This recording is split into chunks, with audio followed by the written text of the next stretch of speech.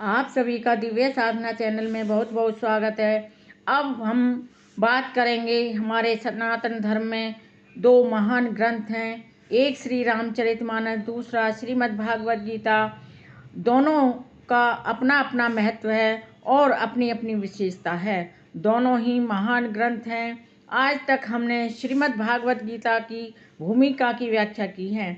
अब हम आगे श्रीमद् भागवत गीता के 18 अध्याय हैं, जिनकी श्लोकों की व्याख्या सरल और आसान शब्दों में करेंगे, जिसका श्रवण आप अवश्य करना, जिससे हम अपने जीवन में एक असाधारण आध्यात्मिक बदलाव ला सकें और इस संसारिक जीवन को व्यतीत करते हुए अर्थात अपने कर्तव्यों का पालन करते हुए जीवन की वास्तविकता का ज्ञान प्राप्त कर सकें, जिससे हमारा आध्यात्मिक उत्थान हो सके और हम श्रीमद् भागवत गीता की मदद से भगवान की शरण को प्राप्त कर सकें।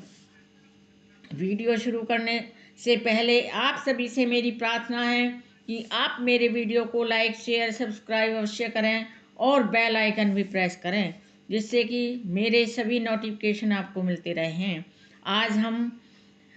अब हम श्रीमद् भागवत गीता के पहले अध्याय, जिसका नाम है कुरुक्षेत्र के स्थल में सैन्य निरीक्षण, उसकी श्लोकों की व्याख्या सरल और आसान शब्दों में कर रहे हैं।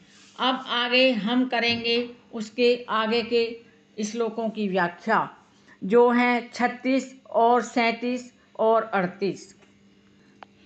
पापम एवं आश्रयेत अस्मान् हत्वा एतान् आततायनः तस्मात् न अर्ह व्ययम् हन्तुमः धृतराष्ट्र से बान्धवान् स्वजनं हि कथं हत्वा सुखिनः श्याम माधव। यहाँ अर्जुन श्री कृष्ण जी से कहता है, यदि हम ऐसे आताताइयों का वध करते हैं तो हम पर पाप बढ़ेगा, अतः यह उचित नहीं होगा कि हम धृतराष्ट्र के पुत्रों तथा उनके मित्रों का वध करें। हे लक्ष्मीपति, हे कृष्ण, हे जनार्दन, इससे हमें क्या लाभ होगा और अपने ही कुटुंबियों को मार कर हम किस प्रकार सुखी हो सकते हैं। यहाँ पर कहने का तात्पर्य यह है कि वैदिक आदेश अनुसार आताताई 6 प्रकार के होते हैं। नंबर 1 विष देने वाला, नंबर 2 घर में अग्नि लगाने वाला, नंबर 3 घातक हथियार से आक्रमण करने वाला, नंबर 4 धन लूटने वाला, नंबर 5 दूसरे की भूमि हड़पने वाला तथा नंबर 6 पराई स्त्री का अपहरण करने वाला।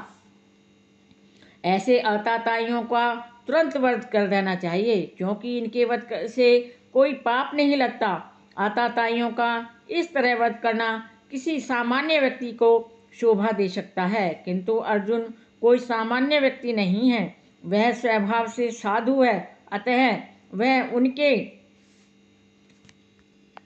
उनके साथ साधुवत व्यवहार करना चाहता था, किंतु इस प्रकार का व्यवहार क्षत्रिय के लिए भी शोभा नहीं देता, अर्थात क्षत्रिय के लिए उपयुक्त नहीं होता।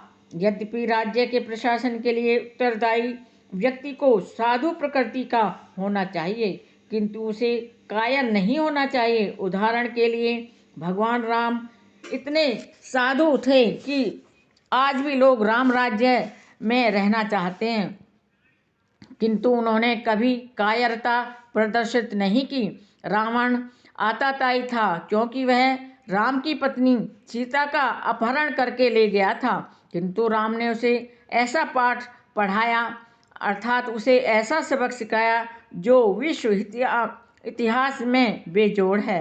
अर्जुन के प्रसंग में विशिष्ट प्रकार के आताताइयों से भेंट होती है। ये हैं उसके निजी पितामह, आचार्य, मित्र, पुत्र, पौत्र इत्यादि। इसलिए अर्जुन ने विचार किया कि उनके प्रति वह सामान्य आताताइयों जैसा कठोर व्यवहार न करे। इसके अतिरिक्त साधु पुरुषों को तो क्षमा करने की सलाह दी जाती है। साधु पुरुषों के लिए ऐसे आदेश किसी राजनीतिक आपातकाल से अधिक महत्व रखते हैं। इसलिए अर्जुन ने विचार किया कि राजनीतिक कारणों से अपने स्वजनों का वध करने की अपेक्षा धर्म तथा सदाचार की दृष्टि से उन्हें क्षमा कर देना चाहिए, अर्थात उन्हें क्षमा कर देना ही श्रेयकर होगा। अतः क्षणिक शारीरिक सुख के लिए इस तरह वध करना लाभप्रद नहीं होगा। अंततः जब सारा राज्य तथा उससे प्राप्त सुख स्थायी नहीं है, तो फिर अपने स्वजनों को मारकर वह अपने ही जीवन तथा शाश्वत मुक्ति को संकट में क्यों डाले। अर्जुन द्वारा कृष्ण को माधव अर्थात लक्ष्मीपति के रूप में संबोधित करना भी सार्थक है। वह लक्ष्मीपति कृष्ण को यह बताना चाह रहा था कि वे उसे ऐसा काम करने के लिए प्रेरित न करें जिससे अनिष्ट हो, किंतु कृष्ण कभी भी किसी का अनिष्ट नहीं चाहते। भक्तों का तो वे कदापि अनिष्ट नहीं चाहते।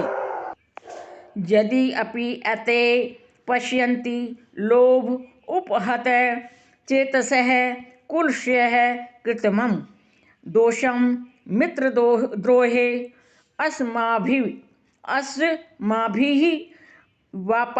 पापात् अस्मात् निवर्तितं कुलक्षय कृत्रिमं दोषं प्रपश्यति जनार्दन। यहाँ अर्जुन कहता है, हे जनार्दन, यद्यपि लोभ से अभिभूत चित्त वाले ये लोग अपने परिवार को मारने या अपने मित्रों से द्रोह करने से में कोई दोष नहीं देखते, किंतु हम लोग जो परिवार के विनिष्ट करने में अपराध देख सकते हैं, ऐसे पाप कर्मों में क्यों प्रवृत्त हों। यहाँ कहने का तात्पर्य यह है, क्षत्रिय से यह आशा नहीं की जाती कि वह अपने विपक्षी दल द्वारा युद्ध करने या जुआ खेलने का आमंत्रण दिए जाने पर मना करे। ऐसी अनिवार्यता में अर्जुन लड़ने या जुआ या नकार नहीं सकता, क्योंकि उसको दुर्योधन के दल ने ललकारा था। इस प्रसंग में अर्जुन ने विचार किया कि हो सकता है कि दूसरा पक्ष इस ललकार के परिणामों के प्रति अनभिज्ञ हो, अर्थात उसे इस बात का ज्ञान न हो, किंतु अर्जुन को तो दुष्परिणाम पहले ही दिखाई पड़ रहे थे, अतः वह इस ललकार को भी स्वीकार नहीं कर सकता। यदि परिणाम अच्छा हो तो कर्तव्य वस्तुतः पालनीय होता है, अर्थात उसका पालन करना होता है, किंतु यदि परिणाम विपरीत हो तो हम उसके लिए बाध्य नहीं होते, अर्थात हम उसका पालन करने के लिए विवश नहीं हैं। इन पक्ष विपक्षों पर विचार करके अर्जुन ने युद्ध न करने का निश्चय किया। आज के प्रथम अध्याय के श्लोकों की व्याख्या हम यहीं समाप्त करते हैं। आगे के श्लोकों की व्याख्या सरल और आसान शब्दों में कल करेंगे। मेरे वीडियो में अंत तक बने रहने के लिए आप सभी का कोटि कोटि धन्यवाद। मेरी आपसे प्रार्थना है कि आप श्रीमद् भागवत गीता के पहले अध्याय के इन श्लोकों का श्रवण, जो इस श्लोकों का जो हम व्याख्या कर रहे हैं आसान और सरल शब्दों में, आप इसका श्रवण अर्थात इसको ज़रूर सुनना। मेरे वीडियो में कमेंट बॉक्स में जय श्री कृष्ण अवश्य लिखें। धन्यवाद।